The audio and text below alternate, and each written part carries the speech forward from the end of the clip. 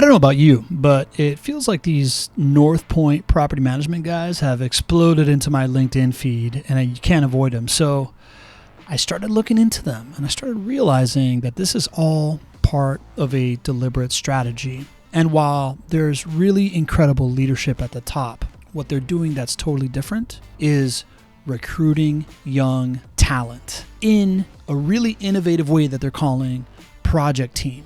So I reached out to JP Schlueter and asked him to come on the podcast. He is the head of this project team, and he's kind of like the guy in charge of recruiting these young people into property management. And he is a super, super impressive young professional himself. And we ended up having this like unbelievable discussion where you're going to be blown away by how wise beyond his years JP really is, but also you got a lot of things that you can take away from the strategy by Northpoint, in which they're not like offering internships. Instead, they're offering these young, ambitious people a chance to like move the needle early on in a very win-win fashion. And I think it's going to pay out really, really well for Northpoint. I think there's a lot of things here that you can take from it. Enjoy this conversation with JP.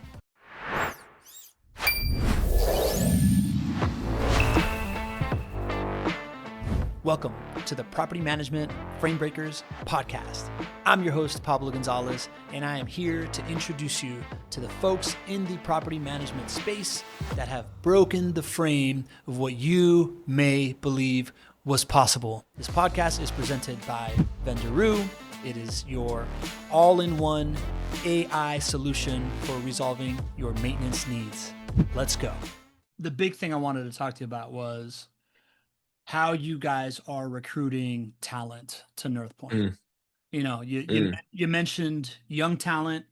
Then I saw that you guys recruited Benjamin Turner, who's a guy that I have like a massive man crush on. And he's the coolest dude. Yeah, and just in general, you guys are just kind of popping up everywhere with all like a bunch of super talented people, man. So I would love to that, and then talk about kind of how you guys thinking about technology. I know that you're thinking deeply about technology and stuff like that, and we just let it rip. Let's do it. I love it. Yeah. So what's let's start kind of with how you got recruited there, right? You told me that you had a relationship with Daniel French that got you in, and he painted this vision to you. Talk to me about the vision that he painted to you. Yeah. So just to backtrack a little bit, cause it'll all kind of come together in this one big, beautiful Northpoint picture. I studied politics in college. So, had no real desire or inkling toward being in business. Like my plan was to go into constitutional law, and, for me, the most important thing was it was like fighting for the rights of the unborn. That was my mission. That was all that I wanted to do. It's still a mission that's, near and dear to my heart. Took the LSAT, applied to a bunch of schools, started to hear back from them, started getting scholarships from them. It was a whole process. So this was, my senior year of college. And let me just turn off all of my little notifications so I can focus. So yeah, took the LSAT, was hearing back from all these law schools. And during that time, I had the opportunity to study a lot of the CARES Act from COVID. And the government was handing out a ton of free money. And so there was an opportunity during that time to actually identify business owners that could utilize the employee retention credit, where they could make up to, I think it was like $26,000, $28,000 per employee that they retained in the form of a payroll tax credit. To me, that's free money, for a business owner. It's just, I couldn't do the taxes. My dad knew a guy that could do things like that. And so we created a referral agreement with that tax guy that knew how to do it. And we would just send in business owners. I realized I sucked at sales. I mean, I was that guy on LinkedIn that had like the 20 paragraph pitch that was telling you all of the details. Here's why you should do it. Contact me. I'm your guy. Let's do this deal. And not a good look. I mean, response rate literally 0. Block rate probably 80%. So not great. Then I realized, I was at a school, Hillsdale College, and that has a reputation. People that know it really love it, or they really hate it, but most really love it. And so I reached out to some people, some business owners that would know Hillsdale, people that had spoken at Hillsdale, and, just kind of hit them up. I was like, hey, I'm a senior at Hillsdale College. Would love to talk to you, learn more about your journey, and just see if there's some ways in which we can work together and I can do some things for you. That had a success rate of like 95%. I mean, everyone wanted to, talk. Something that I've learned is everyone wants to do somebody a favor, Mhm. especially young people. They Yeah. appreciate being part of their story of development. Yeah. So one of Yeah, the but guys by that I the way, reached, super yeah, underrated lever that young people aren't aware of, right? Like I yeah, used like when I first started speaking on stages and stuff like that, it was a lot about kind of like getting connected and building a network as I did it as a young professional. And I would hmm often get asked when I'm young in my career, what do I have to offer? And I would tell them exactly that. The yeah, fact that you're moldable, the fact that yes, you're this people love a talented young person to be able to like you said, be part of their story, man. Super underrated. 100%. Yeah, for sure. 100%. I Yeah. tell all the guys on project team, I tell them, you have about 2 years following your graduation from college where you can hit up just about anyone in the world and get a meeting with them. Because you can just say, hey, I'm new to the area, I'm new to this industry, I'm new to whatever, impressed by what you've done. Do you have 10 minutes to just talk about your story? Almost everyone will say yes to that. And so, more young people need to utilize that. So yeah, so hit someone up, and it was actually Dan French's business partner at the time. And, talked to him about this whole tax thing, learned his story. And over the course of time, Dan ended up reaching out to me via LinkedIn and just said like, "Hey man, like I'm seeing your name pop up around here. Let's hop on a call." I told him, "Hey, I'm going to law school, but always happy to talk." And so got on a call with him. And I remember just talking to him and learning a little bit about the business. And he mentioned some type of role that was very ambiguous, extremely ambiguous. There was like, I mean, it was all pretty much just like, hey, look, we just want killers that are going to win and get things done, was essentially the job description. Mm. And to me, I'm like, okay, that sounds cool. This guy was super impressed by his values, his character, the way in which he talked about work, the way in which he talked about life, family, faith, all of that. And then he said the words that completely altered the course of my life, which was, he said, "Look, JP, you're going to do great wherever you go. But if you come work with me, I promised you I will steward your career," was what he Mm. said to me. And that left a really resounding and lasting impact on me and my life. Cause I'm like, no law school is ever going to tell me, hey, I'm going to steward your law career. It's like, no, they just like pop people in, they train them up to be lawyers, and they throw them out into the world. And as a young person, mentorship meant a lot to me. Like I wanted to be formed to be excellent. And I knew that in order to do that, I had to be around people that actually demonstrated excellence. And so for somebody that seemingly did that, I mean, like for him to say, "Hey, I'm going to steward your career," I was like, whoa. So I got off that call, and I remember telling my parents, I was upstairs at the time, it was Christmas break, and went downstairs, told my parents, I'm like, "Hey, I think I'm going to Austin." And they were like, "Oh, wow, you got into UT Austin. Congratulations." I was like, "No, no, no, I'm not doing law school anymore." They're like, "Well, what are you doing?" And I was like, "I don't really know, but I'm going to Austin." So I was Dan French's essentially the executive assistant for a bit over a year and a half. And he became a very close friend of mine. And, we did a lot of capital raising together. We were buying up some multifamily projects across Texas and Florida. There's also a property management wing to it. There's a tech wing to it. And so, had that experience with him. And during that time, something about Dan was anytime he saw potential, he made it a reality. So, he saw in me, he's like, "Oh, JP's good with people. He must be good at capital raising. Let's just throw him out there and get him capital raising." He saw that I, showed potential for good business instinct. So he just gave me opportunities to actually make that a reality. And then he was like, "Look, JP, you're killing it. Like, let's find someone else. Like, who else is like young, hungry, wants to crush?" And so, brought some people down to Austin. And every single time it was like, boom, they crushed, boom, they crushed. And so we had this dream of building out this team of young people who could just put in the hours of work that were aligned in the fact, like one thing that we talked a lot about is Mhm. a lot of people fall for this lie of work-life balance. Mhm. And, one, that's just a silly thing to even talk about in your 20s, in my opinion. But two, it assumes that work is separate from life. And I think that that's a really dangerous thought and ideology for anyone at any age. Because what that means is like the hours that you spend working are hours that you're spending not living. And that's Mhm. just a sad life to be a part of. And so there's something really important and attractive about a type of work that actually brings out the best of your life. Where when you are working, you're like, wow, I know I'm created to provide value and to bring value to other people and bring value to myself and those near and dear to me. And when I'm working, I'm able to do that. You get so much hungrier when you're working. Like you do it, you love it, and then you want to do more of it. And, as a young person, you do have to find ways to still, get away from the computer and experience the world, but you fall in love with the work. And JP, and so is this a yeah, concept that like Daniel talked to you about? Is this something that you understood from like a podcast or something like that? Like, yeah, yeah. good question. It's definitely been refined by spending time around people like Hmm. Dan. I would say it really in college we would talk a lot about this idea of teleology. So I'm a nerd deep down. So I Hmm. love philosophy. I love, diving into all of that. But teleology comes from, this root telos, Hmm. which means the end. Like what is the end of something? What is the why? Like why is something here? And, so Aristotle, who, was a teleological philosopher, he spoke a lot about, like the teleology of an acorn is to become an oak tree, right? The teleology of a chair is to be sat on and it doesn't break when someone sits on it. Like that's the end, that's its purpose. And in college, I was blessed to be around a lot of really incredible guys that were asking some of these questions of like, okay, we can talk about the teleology of a chair, we can talk about the teleology of an acorn, but what is the teleology of a human being? Right. Right? And when you ask that question, like what is the purpose?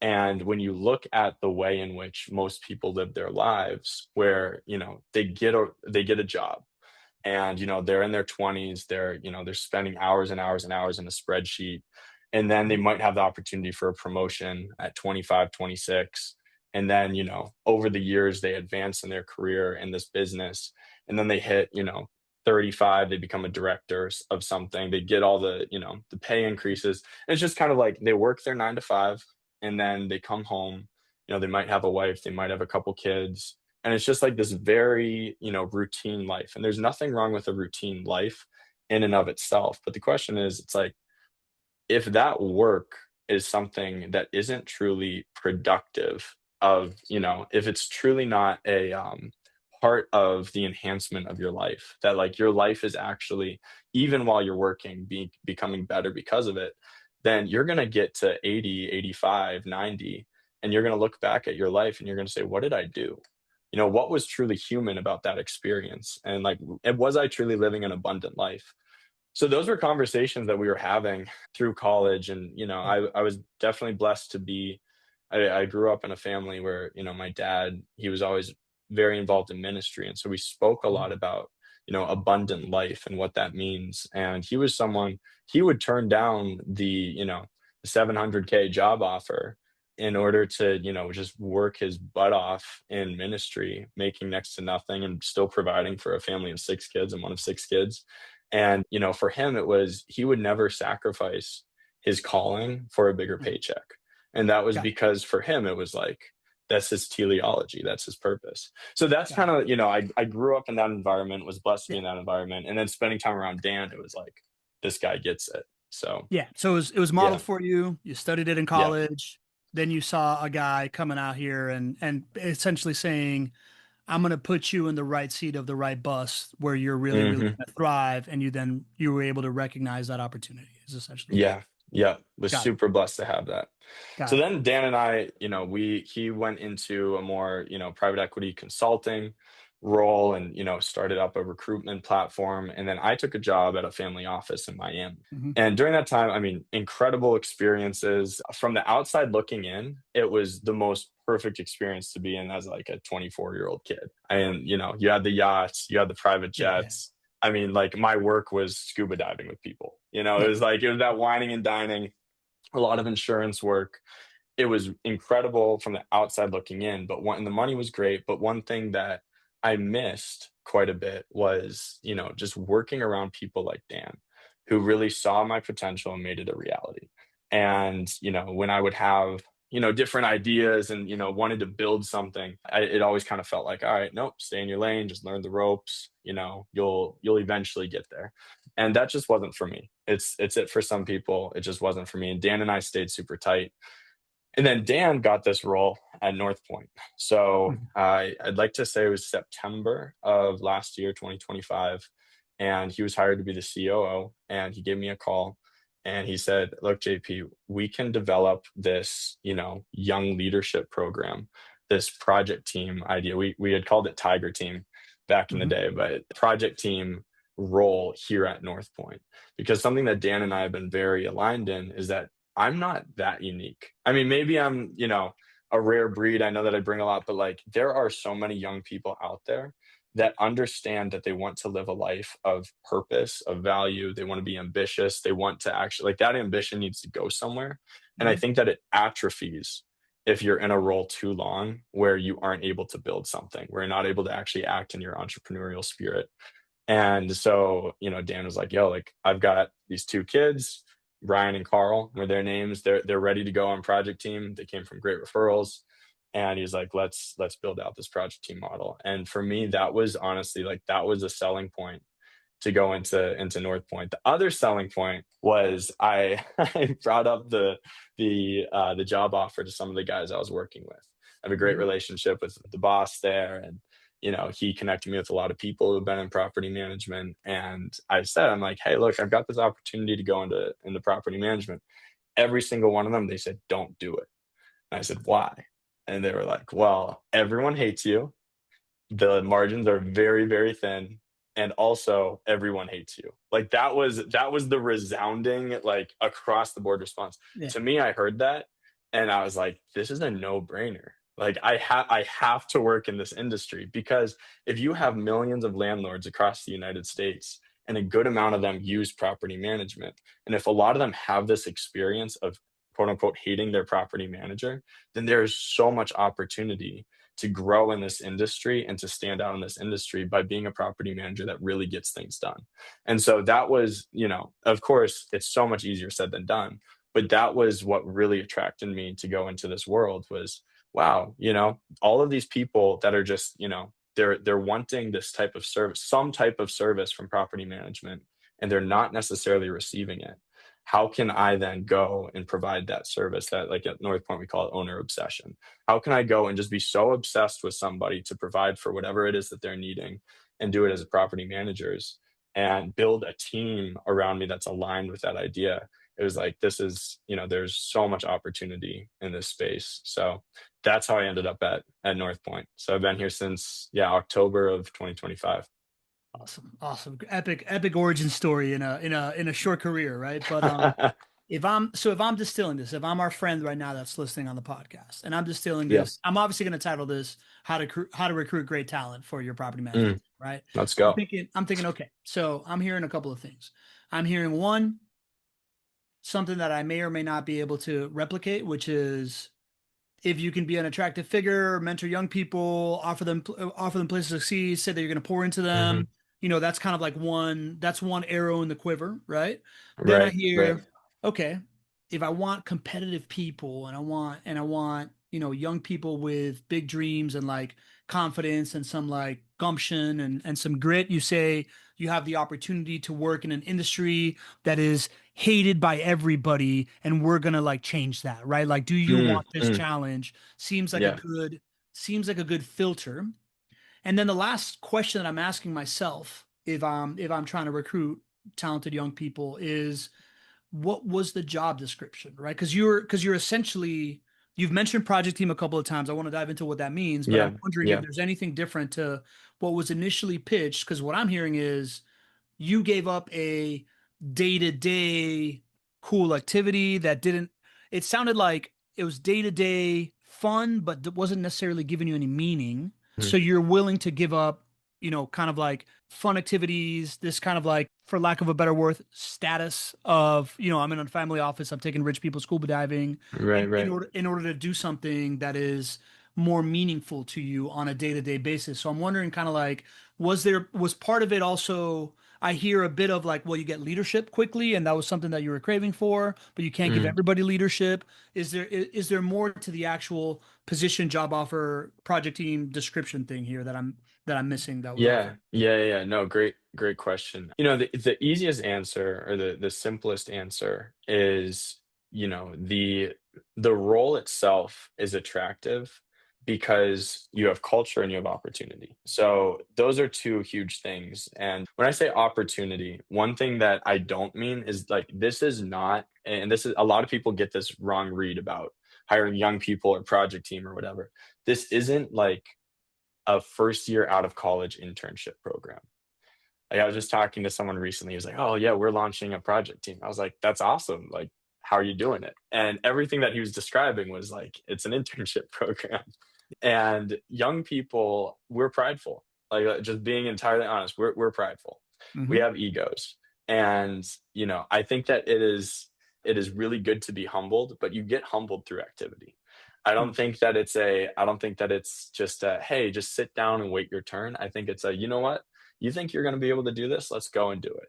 Like, let's Hmm. just ship it. Let's get it Yeah. done. Let's Prove it. rock and roll. Let's go. Prove it. Yeah. A Yeah. lot of people love that challenge. And Hmm. then when they fail, like in my mind, this is, we'll get back onto the opportunity road track. But in my mind, businesses grow at the speed of their failures. Mm. And like every business is going to have its failures. And the thing is, so many people spend so much time talking about strategy for like a whole month just to see that strategy fail. And then they talk about it for another month just to see that strategy fail. And then they keep going. In my mind, it's like, let's build the plane while it's either going up or going down. Like, let's go. And young people, the right young person really loves that. Right. And so providing them an opportunity where they know that every task is something that's actually really meaningful. As we go deeper and deeper into this story about Project Team, which I think is a unbelievable idea, I think there's something that stands out, and it's that it's going to be really, really hard to attract young talent. It's really hard to attract top talent with an opportunity that doesn't have actual meaning where they can move the needle. And that's why at Vendoroo, what we've really set out to do is to take away the meaningless work from property management, give that to AI in a way that you can control perfectly so that you open opportunities of meaningful work for your team. And we're seeing it over and over again. This idea that people have their lives back, their desire for their like zest for work back, because now they've moved away from just like managing, putting out fires and doing all these different things and talking to people that are upset with them, to managing a forest, to proactively handling resident experience, to building out vendor networks, to these like things in maintenance that actually people get meaning from and move the needle and help them enjoy their work. The key to it, though, is to make it so that you can completely control the controllables. And that's why Vendoroo is made not just as a task execution layer of the things that need to get done in maintenance, but a brain, right? Somewhere that lives inside the context and decision making that you can affect and you can inspect and you can nudge and you can make completely yours in your coordination tasks that have to do with maintenance, so that you can then move on and understand that all the small decisions that are just like redundant and task-based are being made in a way that you really, really like it.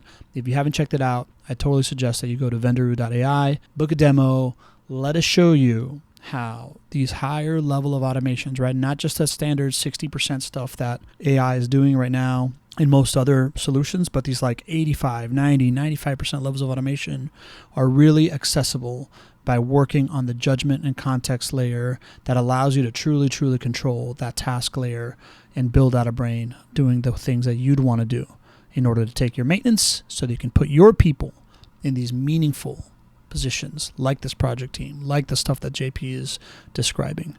Go to vendoroo.ai, check it out. So like, for example, when I first joined the team, you can talk to teammates about how the state of the business is, and you can look at the P&L and L, and you can, whatever it is. And that gives you an idea. If you really want to know about the state of your business, call your end client.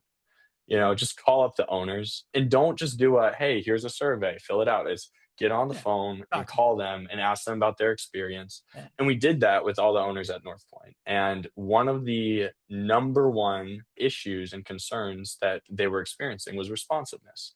Right? Property management tends to have a pretty high turnover rate. Property management has a very high churn rate, very often because of responsiveness. It's people wanting to get in touch with their property manager. The property manager may respond to that initial inquiry, and then they forget to follow up. And maybe they follow up, but they're not actually bringing a problem to resolution, or they just, they miss the email and the whole, 100 plus emails that they get in a day. Like, there's all of these different issues. And even when you implement AI to solve it, you still need that human being there to make sure that the person had the right experience, that it was resolved correctly, that they actually still feel like known, seen, and valued. Like everyone, every human desires that. And so anyway, we did this, called all these owners, number one issue, responsiveness. Mhm. So we had project team build out an entire department. And we call it the owner concierge desk, which is kind of funny because it means it's OCD. We're super OCD about owner care, but owner concierge desk, and from the outside looking in, what you could see is, hey, this is a call center. From anyone that's actually doing the work and knows property management, they know that it's more than a call center. They know like, oh, this is actually the churn prevention. Like this Mhm. is this is the most important area of the company now because we're the ones that are intaking all the problems. We can understand which problems are one-offs. We can understand which problems are systemic, right? So that we can actually change the system. We can create proposals around the change of the system to make sure that those problems don't happen again. We're getting all of this data about the state of our business. We're getting all of this data about, which property managers need to be tooled up better, which property managers are doing excellent. We're understanding things about accounting, about maintenance. What are the issues that owners are experiencing? And now we have a relationship with these owners because we've helped them out. Now we can call them, 2 weeks down the line, say, hey, just checking in. How are things going for you? And, start to develop that relationship. And so OCD then becomes this department that not only brings problems to resolution, but also develops that trust layer with owners, which then the third thing is then when Northpoint continues to expand our ancillary revenue services, right? Just from a business standpoint, we've got that trust layer with these owners where then we are actually in a position where we can say, hey, what is your insurance looking like? What I know that you mentioned 2 weeks ago that you're looking for more acquisition opportunities. We have this great deal that we heard of. Are you interested in taking a look at it? So, we're able to do all of that in the singular department. Project team has built that department out and they've done an excellent job doing it. We have other project team members that are now really helping like in the leadership of management. They help build out our small multifamily platform. They built out our SFR business development team. So there's, project team, they come in, they learn the business, and then they're given the task of like, hey, let's go crush it. So to attract these people, we can't just be like, hey, you're just going to be staring at a spreadsheet all day. And that's what you're doing and just generating reports. And that's what you're doing. It's, hey, here's this opportunity to actually build something. But then the second layer to it is culture. Like I think everything whoever wins culture is going to win the industry. And if you can show to, if we almost anytime we have a lot of different applicants, different people that, want to join project team. And, if I'm talking to them and I just know they're not going to vibe with the culture, I just know it's not going to work out. But a lot of people get super attracted to the idea of working alongside, like close to 10 guys and girls. We have one girl right now. She's a killer. She's awesome. But a lot of people that are aligned and growing and becoming excellent.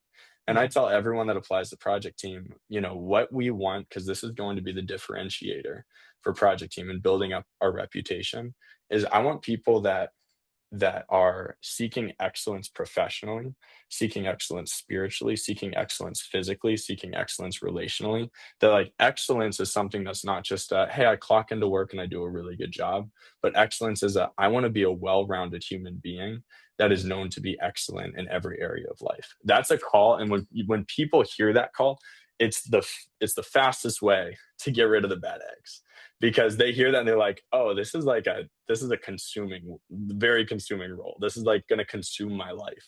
The right people are like, let's go, hell yeah, sign me up. And so those two layers, really help us attract some really incredible talent. So if the second layer is culture, is the first layer the opportunity for project team? Is that what I'm hearing? Yeah. Okay, Yep. so then project team, we can do a whole podcast on culture. Like I'm super Yeah. fanatical about Yeah. that and core Oh, values it's so good. and how you build it in. And I would love to do that at a future date. Just kind of Yeah. like or whatever. We can just talk on the phone Yeah. and jam on Yeah. Oh, jam on I'm culture, so right? down. Always down for that. That's happening. I'm gonna call you on Wednesday. So Let's go. that being said, it sounds like project team is essentially it's not an internship, but it is you're being recruited to a team with other young, ambitious people where you're going to go uncover a need in the business and then design your own solution to solve the need in the business. It's almost like a skunk works. It's like skunk works meets like the manager and training program that I used to like be a part of when I Mm, came out working Fortune hmm 500. Is that about right? It's kind of like, hey, you're going to Yeah. be recruited Yep. into this thing. You're not sure exactly what you're going to work on, but you're going to uncover something, and then you're going to get a chance to go make an impact within that department. Yeah. And in this world of like, young people seeking jobs that aren't going to be commoditized by AI, this idea of like how you figure something out and then actually go build the tools to implement and get it adopted internally feels almost like the ultimate skill set that you could be learning, if I'm hearing that correctly, hmm as a young person. 100%. 100%. And so much of Project Team too is it's like, I mean, if I could describe Project Team in a single sentence, it's like we take what's on the whiteboard to, Yeah. what's actually in execution. Like Mm. that's, like we're working directly with C-suite and, we're working on developing the strategy. And then what ends up on that whiteboard at the end of the strategy session, it's not like, okay, this will be done next week. It's break, let's go. We're going to develop that right now. Yeah. And people are actually like really hungry for that. People love that. People want Yeah. that. And they don't want to be in a role that's just like, oh, let's just talk about things. And it's Yeah. just like that's just not what people are made for. So yeah, yes, exactly how you described it. Dude, that's freaking sick. like Oh, it's like that is, awesome. yeah, it's incredible, right? Like in a world where the gap between your ability to like envision a tool or envision a process and the skill set needed to build it vanishing, and it's really just becoming curiosity and iteration. The idea of Yeah. recruiting a bunch of like young curious people to go poke holes at your business and go develop things as quickly as possible feels like a stroke of genius, man. Like do you, I'll stop right there because Yeah. I feel like you're about to say No, something. no, I was just gonna say it's a risk. I mean, it Yeah. really is. It is a risk. There is a reason why companies don't give young people leadership very Hmm. often. Yeah. And one of the reasons why is because we haven't, like there's a term from I think it's Peter Drucker who talks about attending the right classes, Hmm. right? Young people haven't really attended the right classes to Hmm. like lead effectively, right? That would be the reason why you shouldn't give young people leadership. The counterpoint to that is is actually in agreement with it. And then it's the question of, well, can you give them the right classes by Correct. allowing them to take leadership in it? Is that going to be the best way to do it? And the thing is, I was actually we were listening to a podcast from Alex Hormozy. We were Love. touring a bunch of deals in Dallas, and on the drive back, 3 hour drive, we're just banging out Hormozy. And one of the points that he made, he quoted Napoleon. It was actually Joseph Stalin that said it. So I'm going to get canceled for quoting Joseph Stalin. But it's that quantity is quality unto itself. Mm. Quantity is quality unto itself. A lot of people, and the story behind that was the reason why the Russians were able to hold back the Nazis Hmm. when the Nazis were advancing into Russia, was because they developed tons of tanks, tons of tanks. They were some of the worst made tanks Yeah. ever, but they developed tons of them. And guess what? That in and of itself, it was expensive to do. They did it Hmm. really, really quick. A lot of them failed, but there Yeah. were so many of them that at the end of the day, it was enough to take down the Nazis, right? And so quantity is quality unto itself. And so for relating this to project team, relating this to young people, it's when you just give young people who don't necessarily have the quality of the classes that they've attended, they don't necessarily have the expertise, but you give them something and that type of young person is just going to bang their head against the wall. They will have a quantity of failures. They're going to have a quantity of just going after a quantity of activity that is actually going to wind up allowing them to learn the right things, to learn the right lessons. And it's also not like, I don't want to come across as, we just give someone an end task and then just set them off loose, right? Like we're very blessed to have the leadership and Dan French, have the leadership and Stephen Ray. A lot of these guys in this business and in this industry that really know their stuff, that are around to help mentor people. But again, it's like they are producing project team, and young people can produce so much because they haven't learned the lie that things need to take Yeah. a long time in order to get something done. It's you ship and you fix. And so there's a ton of quantity and we ship and fix. And that's how we grow. So they're able to do more. And because they're able to do more, they're able to learn faster. And then they're actually able to be in positions of leadership. Yeah. So first principles thinking, super stroke of genius, right? Like this, like everything you're saying makes a lot of sense to me. As a business leader, I'm consistently looking for, especially right now, right? Like when the world is changing so fast, Mm, if you're not consistently looking for, hey, where can we improve this? Where can we improve that? And how can we adopt AI quicker and all these different things, right? Like it's one of the things that business owners I think most struggle with right now. It's just like infinite, mm, like just vastness of optionality that has exploded with AI right now. mm, That's really hard to like parse through. The flip and project team is a way to deploy against that, right? Like the flip hmm side of that, what I'm hearing as a business owner that I would love to ask you about is one, how do you quality control it, right? Like one of the problems I have when I hire super talented people is like there's not enough of me to go around to say yes or no. And Yeah. some stuff I'm like, fucking go, so, Yep. Yep. Yep. Yep. ship it, cool. But then Yes. there's Yep. a lot of these things that you're talking about that might have a bigger kind of like ramification, right? Like a Right. like an Right. OCD department, right? So Yep. what are the guardrails around it right now? How could you describe the guardrails around it and like how you kind of like allow for the scale of mentorship to happen without it Yeah. burning everybody out around it? Yeah. No, it's a great question. The number one guardrail is truly it's the person themselves. We hire Hmm. for character. And so I think that the most reputational damaging things that could happen are results of character, right? So let's say that young person is on the phone, this young person doesn't have the right character, and he's getting cussed at by an owner, and let's Hmm. say he gives it right back. Like that's no bueno. We don't hire people that are going to do that, just like point blank period. But in terms of the actual mentoring that happens, it is a sacrifice, right? This isn't just like you can't deploy a project team or something like it by just finding young talent, snapping your fingers and being like, oh, this is just going to work out. It does take mentorship. When I had first graduated from college and, was working with Dan as his executive assistant of sorts, I can only imagine just how much Dan sacrificed out of his life as a CEO to really take me under his wing and mentor me. So, that took some sacrifice. And in some Yeah. ways, like I think about this a lot actually, that human beings do one thing better than anything else, and that's inefficiency. And that's Mm. actually a really good thing. And it's a really beautiful thing because like AI was developed to essentially be an efficient thing, right? It's like it identifies areas of human inefficiency and then you deploy AI to solve that. That's what AI does really well. So Mhm. maybe instead of hating on human inefficiency and finding ways to solve it, we actually find ways to maximize it. Let's maximize the inefficiency. Let's find the Mhm. inefficient things that are really effective and Mhm. let's like deploy a ton of energy and even capital into that. So for Dan, something that was very inefficient in his life, but very effective in his life was sacrificing the efficient things to spend time with me and teach me how to do certain things. That was very inefficient from a company standpoint, but it paid dividends. Like it worked well for him. Mhm. For me now, I have this growing project team, right? And there's now seven PT members. We've got another two coming or another three coming this next month.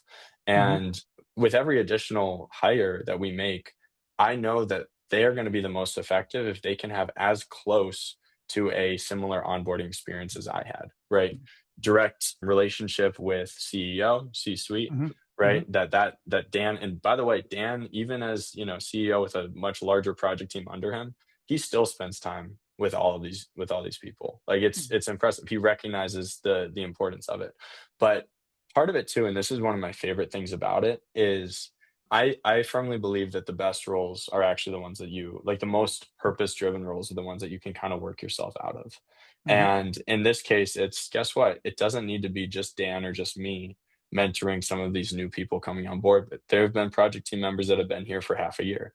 And they've actually in that it's crazy saying, but like in that half year, they've actually developed so much experience about business and leadership Mhm. that they're able to now help train up some of the new guys. And it's really cool. It's like it's actually really rewarding to see where it's like, oh, like I remember when this kid started and he didn't know jack shit. And now here he is. And he's giving the greatest advice to this person that just started. Yeah. So, but yeah, no, I mean, like to your earlier point about guardrails, culture in some sense is actually a guardrail where, Yeah. because we're all friends, we're all hanging out with each other, we spend a lot of hours together. I don't think that this is something that you could do from a remote work standpoint. That's Mm, also probably an important thing to note is like I'm able to just hop one office over right now, and usually I'm just in that office to go see the PT people. I'm checking in and I'm seeing what's going on. Another thing mhm, too is I tell all of them like anticipate the questions that I'm going to ask about your day and create a report and send it to me before I even ask it. Right? Because that way it's like I'm getting this stream of information constantly from them. So I'm able to identify, okay, what are the issues that are going to come up or the issues that are here? Or, usually people are pretty good at sensing when something's going wrong. And, these people have high enough character to not hide it because, we're gonna find it. So got it. Got it. All right. yeah. So if I'm really just kind of like fence testing for constraints here, right? So like if Yeah. if constraint one is quality control, and quality Hmm. control is handled through hiring of character and culture and stuff like that. Mentorship is handled because you are allowing people to, first of all, the osmosis of being in the same office helps for that, right? And kind of like Hmm. you have this established culture. It's almost like the Patriots could bring on kind of like problem players, and they would have a role and it immediately Yeah. fit in because you've created the locker room already. Yep. Yep. So, I would think that hiring one really, really strong person at the leadership position that you trust and that you can give things to, like yourself, also helps. The other Hmm. constraint I'm thinking about is what is go no go for a project team, right? Like what is Mm. you said there's like a big whiteboard of things. Who's coming up with the whiteboard? Is it project team that's coming up with a whiteboard, or somebody else coming up with a whiteboard and then devoting resources to that?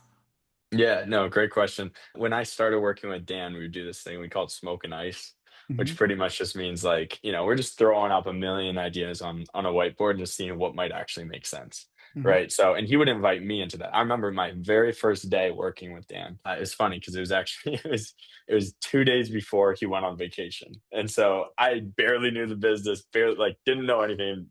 Saw him for a little bit, then he went on vacation, and but very day one, I remember it was maybe 6:30, 7 p.m. And he pulls out a dry erase marker and a whiteboard. And it's me and one other guy that are, still in the office. And he was like, yo, like let's smoke ice. Like this is where we need to be. This is where we are. How do we get to where we need to be and crush it? And he just starts throwing some of the most I didn't know the business at all, but like even looking back, probably the most absurd ideas onto that whiteboard where it's just like, wait, like how would we ever do that? I'm trying Like to what? think Like of what? some Give of me them. give me a sample. All right, you're Yeah, already. Yeah. yeah, yeah. One example would be like, so we're raising capital, and one of the ideas is like, okay, well, we could just go to these like wealthier areas of Austin, and it's hot and people are walking, and let's just hand out water bottles with QR codes that take them like to our investment deck. And like that was an idea. And I'm just like sitting there, I'm like, who's gonna do that? I mean, like I guess I can. Yeah. But like that was one thing that was on the board. Another thing was like, okay, well, can we like this was when AI was just really starting to pop off. Like GPT had just like been around, and it was like, well, can we just use GPT to get every person's email contact, and then just send like a mass blast email to like however many millions of people to get like, I mean, every possible idea was on Hmm. that whiteboard by the end Cool. of it. And I mean, Hmm. like maybe two of them are executionable, but it's this idea of like, let's go. And I remember Dan, like one, he was inviting me to participate in that conversation. And two, I remember driving on the way back home from the office and I get a call from him. So I pick up. I'm like, hey man, like what's up? What can I do for you? And he asked me the question. He was like, hey, like what should we be doing that we aren't doing right now? And like he also asked me, like, how can I be better? Like, Hmm. what have you experienced? This is day one. And I was blown away by that because I was like, it should be me asking you. Like what should I be doing better, and he was asking me that question. And so I think like from the whiteboard standpoint, it's we have a leadership here that is with the sheep, like it's with the people that are just kind of around, that are like with the flock. We're the ones like kind of doing a lot of the do, but like the leadership is right there with us. So with what's on the whiteboard, it's a whole like smorgasbord of everyone's ideas. And the thing is, like, typically what happens is as we're going through it, we talk about it, we see what we can actually do. And then, like, we leave that whiteboard with a clear owner that owns Mm. that project. And the go no go is, I mean, it's really like I tell all the guys, all the project team guys, like, work the job that you want. You know, like if you are seeing a huge opportunity in this area of business development, cool. We've all got another like this is probably bad, but in my mind, there's always an hour more of the day if you sacrifice 1 hour of sleep. Hmm. And so for a lot of these people, it's like, look, like if you really have a passion about that area of the business, one, we'll find a way for you to get there. But two, just start doing it. Just like propose something. You know, there's a lot of we have so many Google Docs, it would terrify people because it's like we just like someone has an idea, they throw it into a Google Doc, they share it around, so there's a lot of proposals and then someone will review. And one thing that I've learned is with a lot of people is the thing will stay as a doc unless you send it and you say, I'm going to do this by 3 p.m. today, unless you tell me not to. And so I've told people, like, you can start doing that, because if I see that, I'm going to be like, okay, wait, like, let's not do that yet. Let's do Yeah. that later. Let's do that tomorrow. But that way, it forces me as a manager to either give them the go ahead or actually help them refine that idea and then put it into execution. So, or kill it, which does Got happen. it. So, So it sounds like you guys have a consistent meeting, or at least a regular kind of like pace around these whiteboard meetings. You have an active whiteboard. You have a bunch of like go-getters that you're like, we brought you here for passion. If you're passionate about this thing, go prove it. Go prove this again, right? And mm, then you allow people to get after it if they're willing to do it. I guess where my head really goes to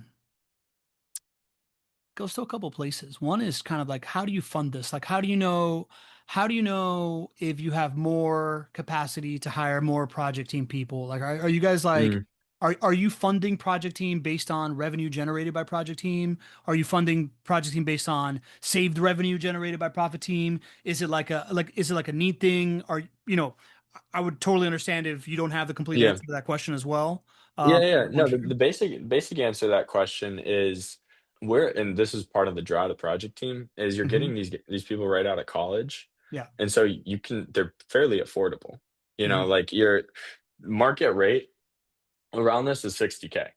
Yeah. Like, it's if you have the capacity to grow a team and you recognize that there's a need to do it. So, one of the questions is, okay, if you're a property management company that's truly looking to grow, then you need to invest in your own property management company, Hmm. right? A lot of people just they want to keep tackling more and more and more onto themselves. Cool, that might make sense at some point, but if you can find like the key unlock for growth is talent. And so, if you really want to grow, then you need the talent around you to do it. So the question is, do you go and you hire, some person with 10 years of experience at this executive level, or do you bet on a young person being able to have just a ton of input and output? Like that's really the draw to someone from project team. And so how we fund this is largely it's a, so let's say business development would be an example. Hmm. We're a big property management company. We've got a biz dev team. The question was, okay, do we retain this business development team that's kind of just doing the almost when I say bare minimum, I don't mean to belittle that work, but it's, they have a job role and their job role is, okay, lead comes in, I call this lead, I do the do and get them on board and then on to the next, right? Like that's kind of just standard SOP. It is what it is. Hmm. Do we do that, or do we get a guy that's really hungry and he's hunting for leads constantly and he's closing leads, and guess what, he knows that there's this issue over here in leasing, and so he's going to hop in on that, and he's also closing. That's how young people operate. We're all a little bit schizo, and that's for better or for worse. But Hmm. we want to be helping with everything, and so you can spend that 60K or more on someone that is really good at biz dev, or you hire that project team person. And now, again, this works large. You need, as we're discussing, you need a variety of factors to make this work, Yeah. right? It's probably not going to work well, at least at scale, with just one person, because the culture plays a huge role. Hmm. So you need a variety of factors to make this make sense. But from a funding standpoint, it's what is the production of this role currently? And could Hmm. it be absorbed by a project team role that can also do other things? And we started out small, right? We Mhm. started with 2 guys, and then I was directing them, and everything that we put them into, they crushed it. They absolutely crushed it. And so then it was like, "Okay, well, wait, there's this other need. This other thing isn't where we need it to be. Let's just find another one of these guys. Okay, cool. Now they're doing that and they're doing 20 other things. And now let's find another one." And so every single time it's been a home run for us. One bad apple can ruin it all. That's just being perfectly honest. It's like your reputation is everything. And, we want everyone internally and externally that when they see project team, they know this is someone of high character that's going to get the job done. They're going to do what they say they're going to do. And, if there's one person that isn't like that, sure, we all fail, we all have our issues, but like, we need people that can really take responsibility and have that high character to get things done. But yeah, PT can do a lot. Have you had to do that? Have you had to let go of somebody? Have you guys ever have you burned your hand with project team at any point?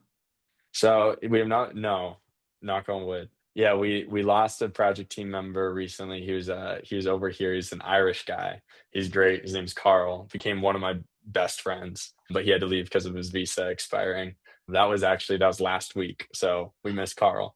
But no, not yet. We've had conversations. There have been times when I've talked to someone, I'm like, this is a good fit. And then project team will always also talk to Dan.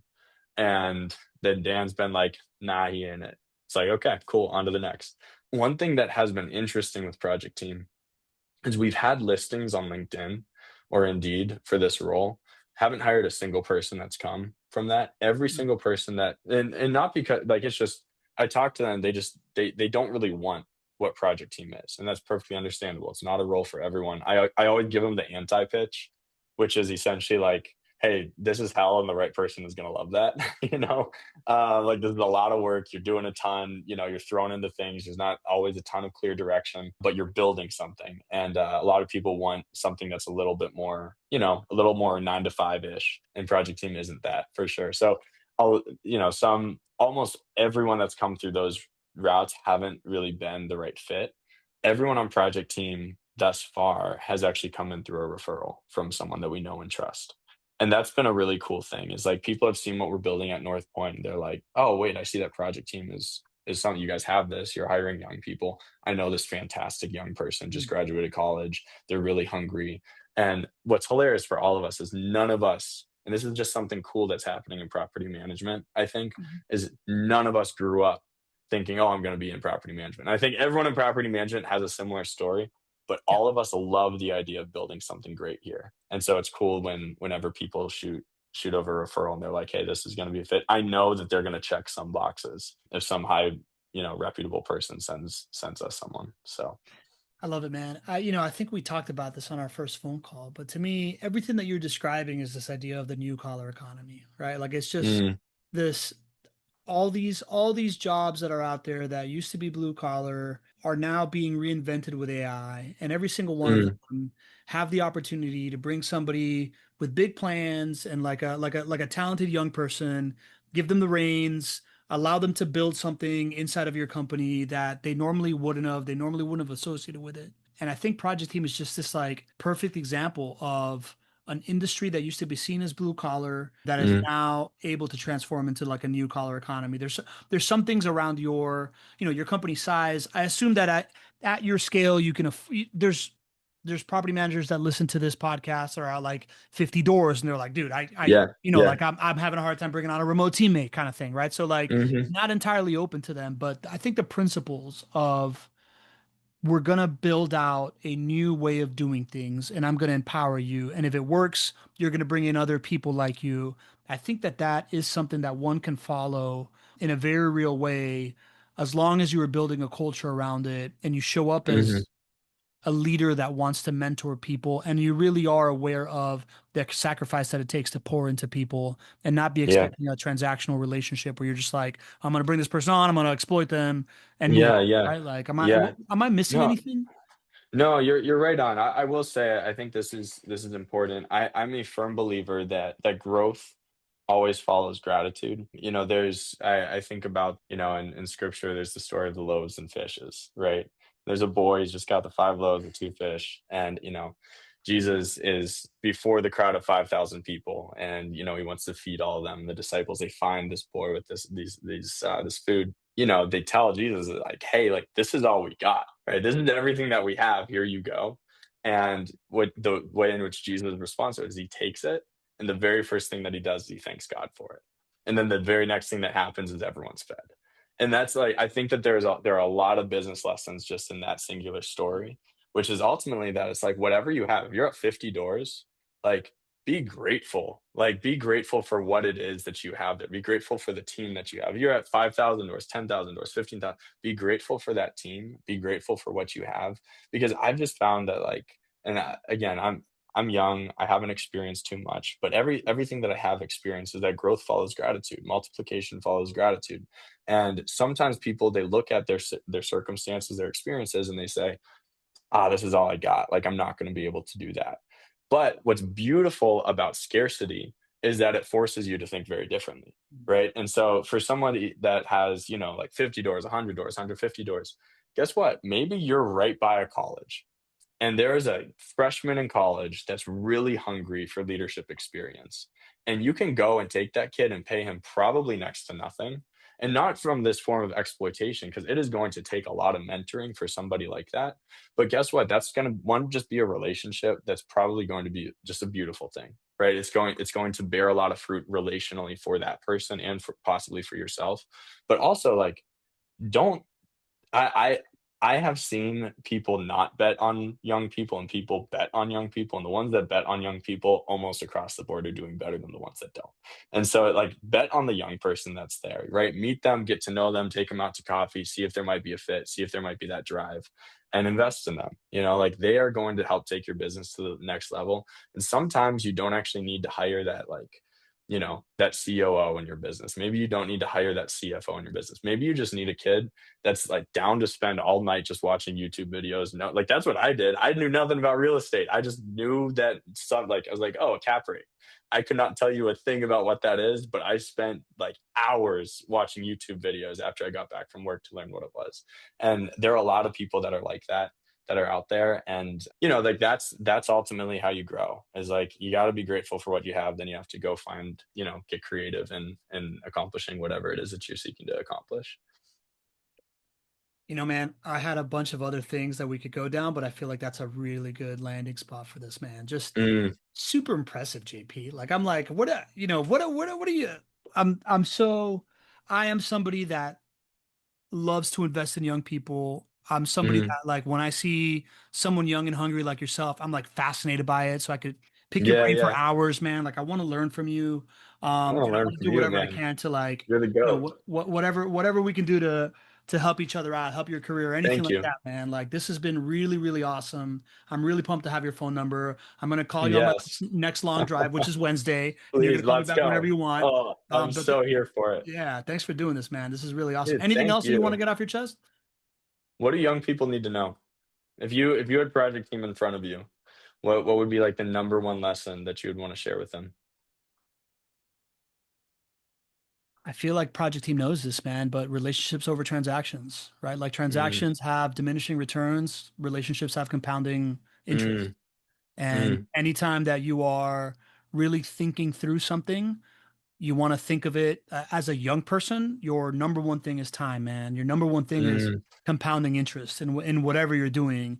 And if there's one thing that's really, really made a difference for me is always when the decision is there to be made, make the decision where you value the relationship first, mm. and that's going to continue to provide fruits for you, man. I love that. Amen to that. That's so good. All right, Dude, you're the man. you're the Pablo, man. God bless you, brother. Let's go, bro. Ship This it. is good.